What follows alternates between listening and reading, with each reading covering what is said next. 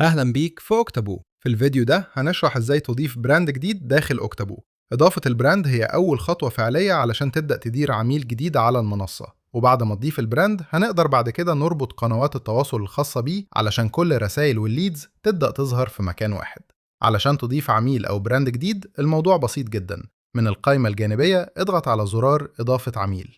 بعد ما تضغط عليه أوكتابو هيفتح لك استمارة سريعة لإدخال البيانات الأساسية الخاصة بالعميل. الاستمارة دي معمولة علشان تساعدك تضيف أهم المعلومات بسرعة ومن غير ما تنسى أي حاجة مهمة. حتى لو مش معاك كل البيانات دلوقتي، على الأقل هيبقى معاك الحد الأدنى من المعلومات اللي تقدر تبدأ بيه وتكمل عليه بعدين.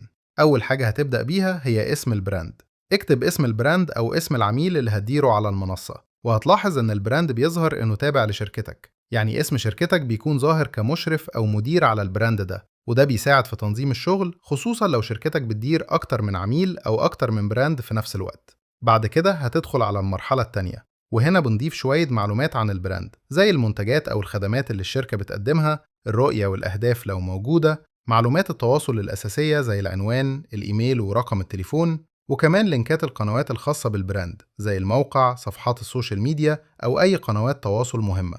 المرحلة دي مهمة جدا خصوصا لو بعد كده ناوي تضيف وكلاء ذكاء اصطناعي للبراند، لأن المعلومات دي بتدخل ضمن تكوين شخصية موظف الذكاء الاصطناعي اللي هتعينه بعدين، سواء هيشتغل في الرد على العملاء أو خدمة العملاء أو تأهيل الليدز أو أي مهمة تانية متاحة ليه داخل أوكتابو. كل ما المعلومات تكون أوضح، كل ما الذكاء الاصطناعي يقدر يرد ويتصرف بطريقة أقرب لهوية البراند وطبيعة شغله. بس لو مش عايز تكتب كل البيانات دلوقتي مفيش مشكلة، تقدر تتخطى المرحلة دي وتكملها بعدين من إعدادات البراند. المرحلة الثالثة هي رفع الملفات الخاصة بالبراند، والملفات دي مهمة جدا لأنها بتكون مرجع لفرق المبيعات سواء فريق بشري أو وكلاء ذكاء اصطناعي. يعني بدل ما كل مرة حد يدور على معلومة أو يسأل الإدارة، الملفات دي بتبقى موجودة جوه البراند وسهل الرجوع ليها وقت الحاجة. ممكن ترفع ملفات فيها معلومات عن الشركة أو الأسئلة الأكثر شيوعا أو تفاصيل المنتجات والخدمات أو معلومات تقنية عن كل منتج بيتقدم داخل البراند.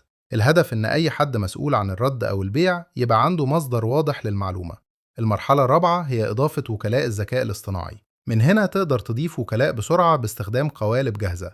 القوالب دي بتكون مبنية على أشهر الصناعات زي الرعاية الصحية، العقارات، التعليم أو مجالات تانية حسب المتاح عندك. يعني لو البراند في مجال العقارات تقدر تبدأ بقالب مناسب للعقارات، ولو في مجال الرعاية الصحية تقدر تبدأ بقالب مناسب للرعاية الصحية. وكمان تقدر تعمل وكيل ذكاء اصطناعي مخصوص للبراند سواء من هنا أو بعد كده من إعدادات العميل. آخر مرحلة هي اختيار القنوات والهوية الأساسية للبراند. هنا تقدر تختار القنوات اللي عايز تبدأ تستخدمها دلوقتي زي واتساب، فيسبوك، انستجرام، الموقع، الفورمز أو أي قناة متاحة عندك. وتقدر كمان تغير اللون الأساسي للبراند، وده بيساعد المنصة إنها تراعي الهوية البصرية الخاصة بكل عميل خصوصا لو بتدير أكتر من براند. بعد ما تخلص الخطوات دي اضغط حفظ أو إنشاء، وكده هيبقى عندك عميل جديد مضاف ضمن البراندات اللي شركتك بتديرها على أوكتابو.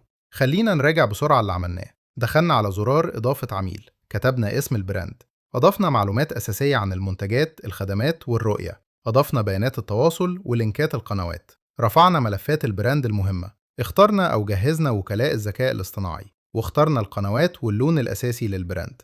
في الفيديو اللي جاي هنشوف ازاي نربط قنوات التواصل الخاصة بالبراند علشان كل الرسائل والليدز تبدأ تظهر في مكان واحد وتقدر تتابع شغلك بطريقة أوضح وأسرع.